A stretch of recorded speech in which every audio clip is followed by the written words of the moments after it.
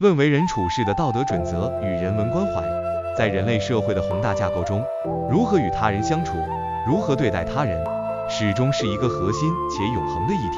古往今来，无数的思想家、哲学家以及贤达之士都在探索和倡导着一系列的道德准则和行为规范，其目的便是为了构建一个和谐、温暖、充满爱的社会环境。凡是人就应该给予关心和爱护，因为大家都是天地所生。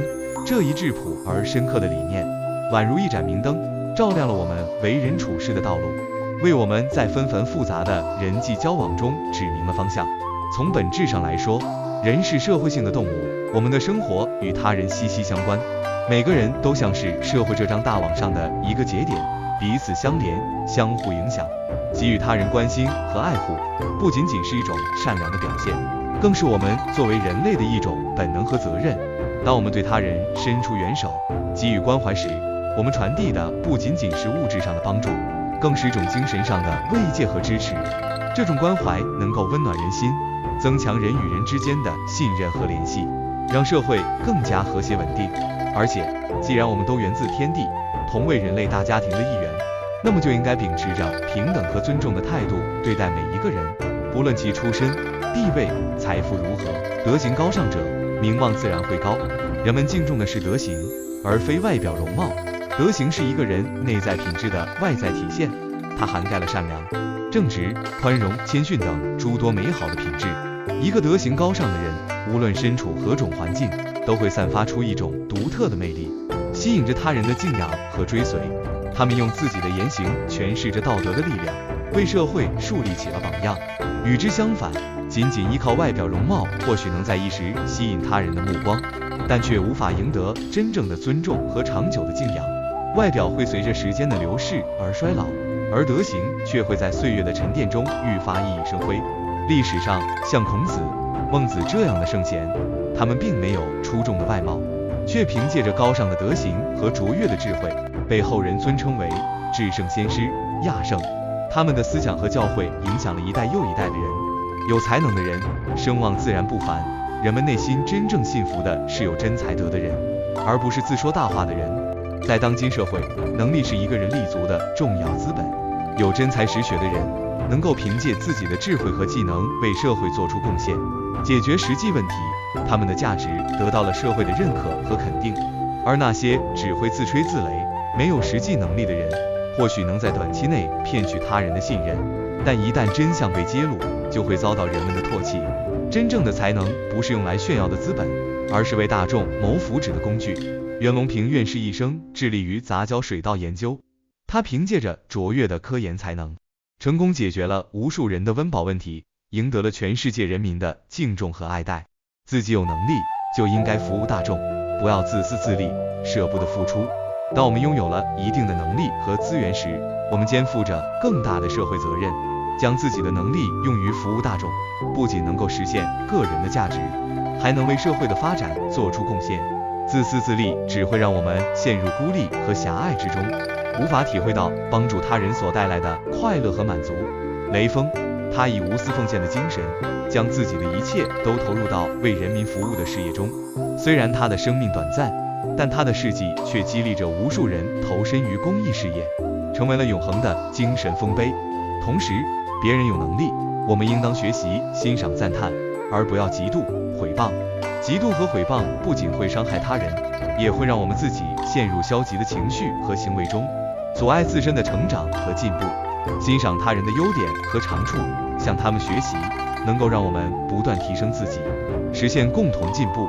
在人际交往中，我们还应该秉持正确的价值观，不要去讨好巴结富有的人，也不要对穷人骄横无礼。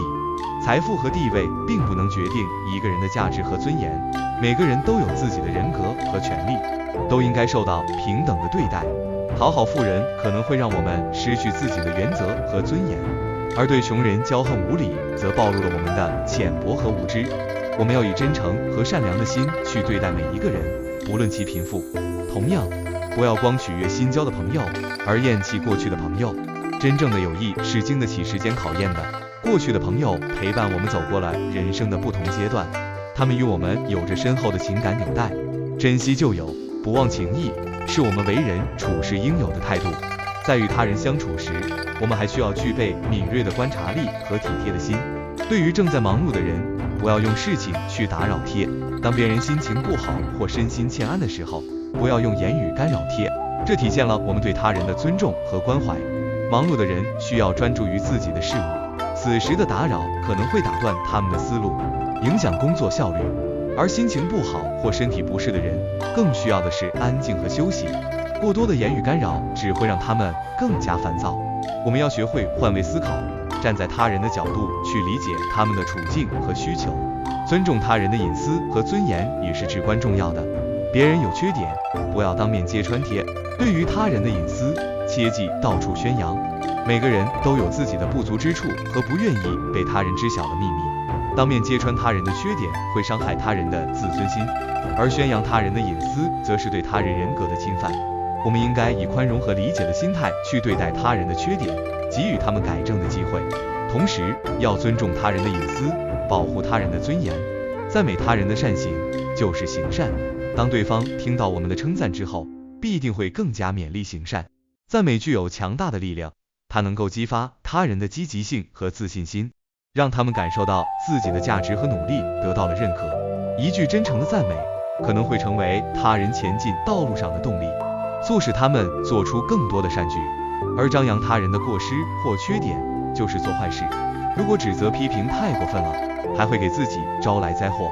过分的指责和批评他人不仅无法达到帮助他人改正的目的，还可能会引发他人的反感和怨恨，甚至给自己带来不必要的麻烦。